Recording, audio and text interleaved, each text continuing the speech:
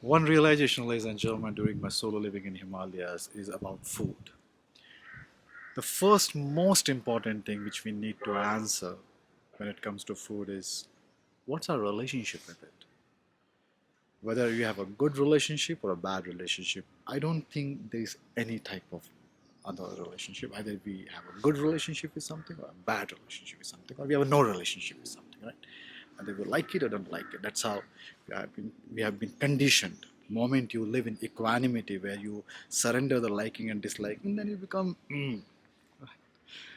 So, what's a relationship with the food?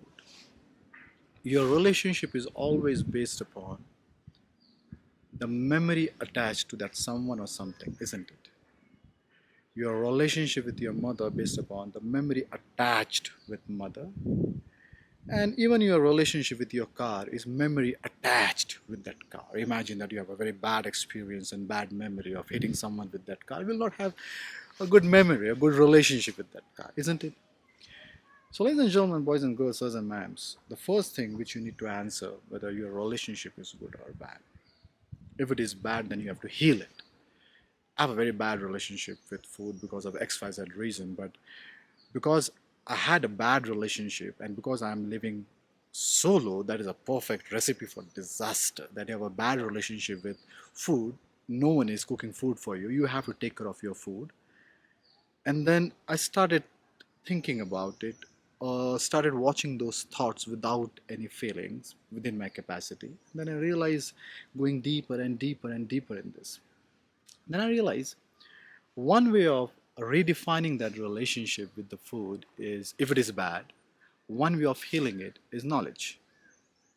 It's like you start taking cooking classes or you start having your good kitchen, then slowly you acquire little knowledge, you have resources, slowly you indulge yourself in that process, and then because you are acquiring knowledge, that knowledge becomes your pride, and because that pride is the memory now, that becomes your reason uh, to build a good relationship with food or with anything. So I'm in the process of acquiring knowledge, taking cooking classes, and then, of course, cooking food for myself. Uh, Most of the time, I get lazy and I eat fruits. But then I started going deeper and deeper about what has been told by that city manual about food.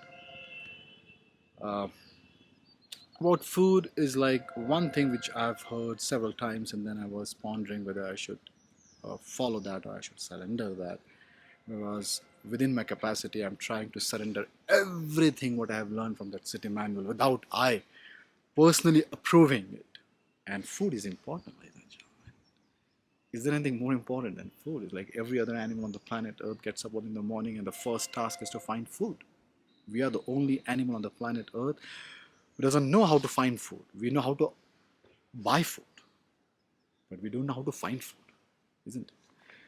So,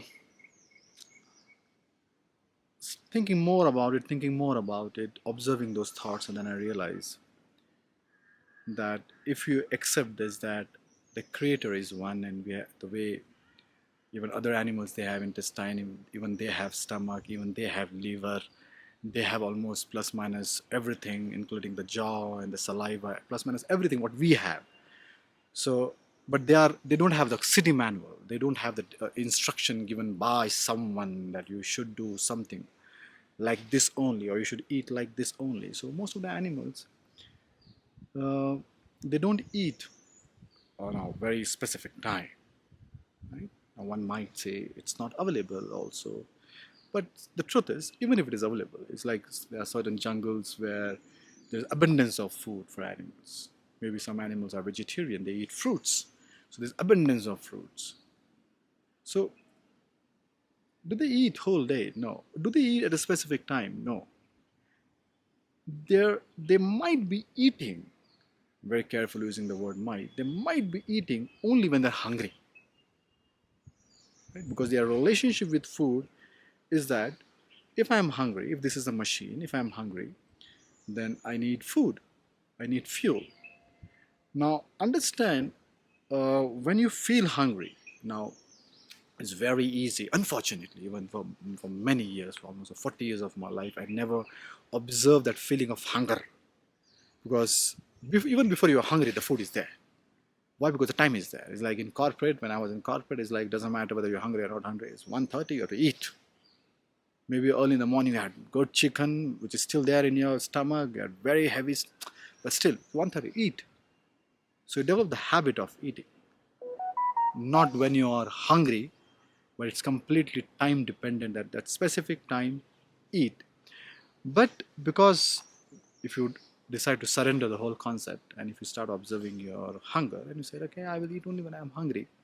The first rule I made in my life that whenever I'm hungry, there has to be food in my stomach, not abundance of food.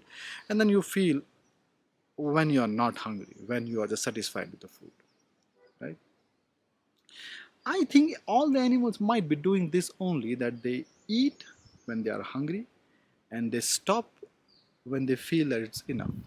And it's also based upon whether you need that fuel or not in your body. So, example, I heard someone saying this, that you should eat only once at a time. It's like maybe in the evening or 4 or 5, you just eat once, and that is enough. And the whole science and the logic of the digestion should is a very complex process, and we should not be keeping our body busy throughout the day in that complex process. It's like, come on, if it is complex process, it has to be complex process for other animals too. If that is the right way of eating exactly only once in a day at one specific time, then it has to be followed by other animals also, because we are not talking about a culture here. We are talking about breathing, eating. These are very natural phenomena, right? We don't have to learn this from someone. We have to observe ourselves, and you have to observe what other animals, which are very close to us, what they are doing. So imagine the animals who are running whole day, walking a whole day, have to eat whole day because they are spending whole calories there.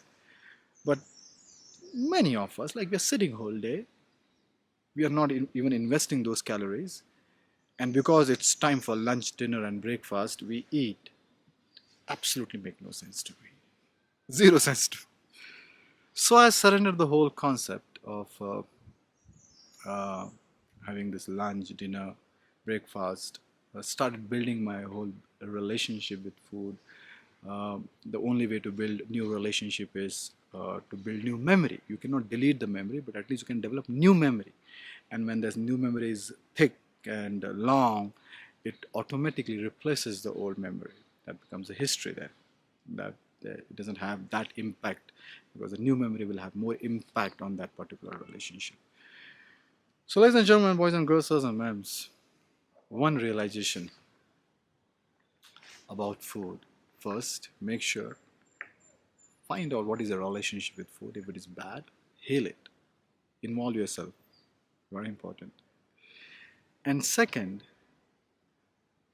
think about it, whether you should eat only when you are hungry, or you should eat because it's time for breakfast, lunch, or dinner, which is the concept created in city men.